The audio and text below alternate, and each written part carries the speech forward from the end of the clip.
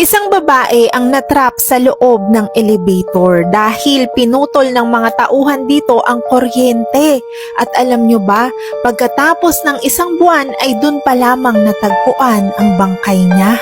Nangyari ang insidenteng ito noong January 30, 2016 at ito ay naganap sa isang residential area sa Shan, China. Noong January 30, pumunta yung mga trabahador dun sa elevator at nalaman nila na sira pala yung kable nito. At bago nila putulin yung kuryente ng elevator, kumatok daw muna sila para i-check kung may tao pa sa loob. Pero ayon sa kanila, wala raw tao. Kaya napagdesisyonan muna nilang putulin ang electricity nito. Pero nasa loob pala ng elevator na yun yung 43-year-old na babae. Dahil holiday nga nung mga panahong yun, na-postpone yung pag-repair nila ng elevator at umabot ito ng isang buwan. Pagbukas nila ng elevator, tagpuan na nila yung babae na walang buhay. Ang naging cause of death ng babae ay starvation.